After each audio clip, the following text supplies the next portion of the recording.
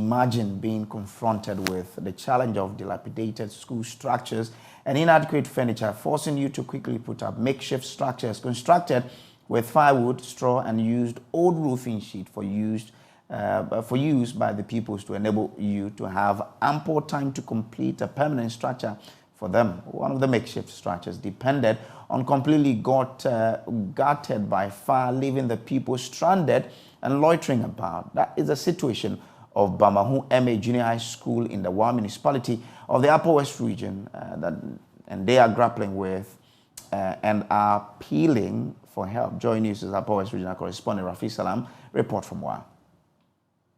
The increasing rate of pupils enrollment, coupled with dilapidated structures which could pass for debt traps, has forced management committee of the Bamahu M Junior High School to go in for these mixed structures.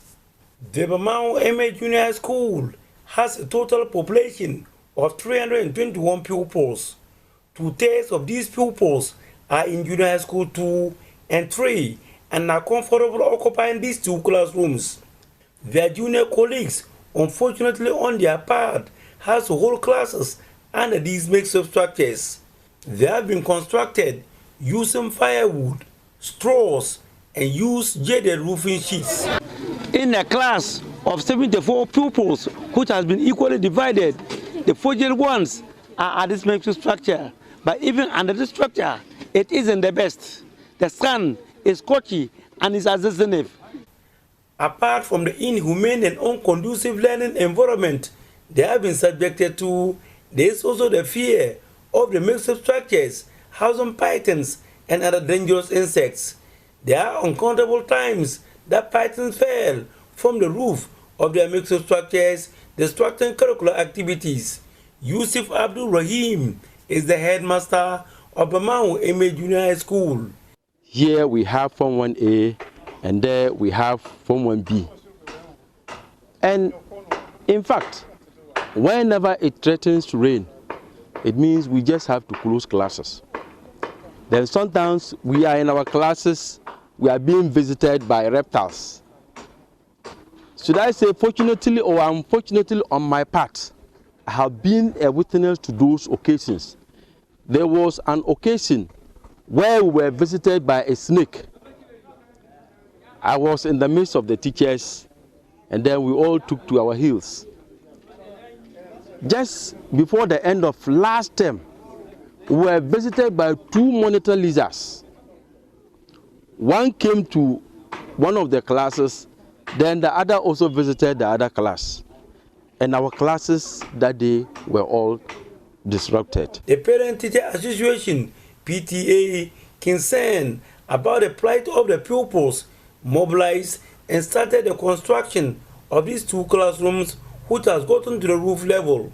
The 2-unit classroom project has some support from the Wa Central Member of Parliament, Dr. Rashid Hassan Pelpu. To be used to do the roofing, there are 15 packets of roofing sheets meant for the roofing of these 2 classrooms.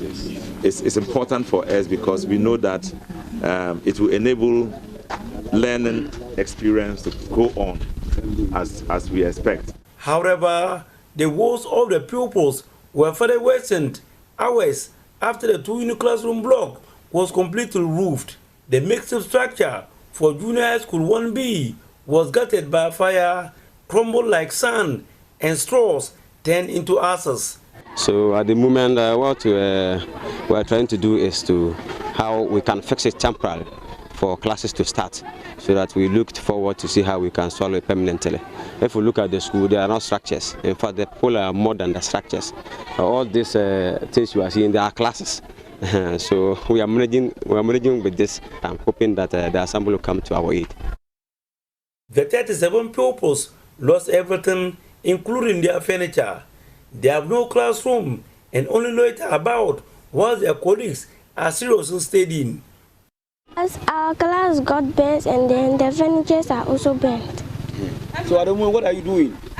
We are roaming about, fetching water and then fetching sand. Taking them to the new building they built to make classrooms for us. One municipal chief executive, Isaac Utayr Mumin, who was at the school to assess the situation, expressed shock and promised a temporary fix of the situation. Just this morning I had information that a makeshift classroom is bent. So we are here to see what is actually the situation on the ground. And true to it, the furniture is gone and the makeshift is also gone. So right now we're going to work out to get them a number of dual decks at least to start learning, whilst we look at a permanent solution for the school. Reporting for J News, Rafik Salam. Wow.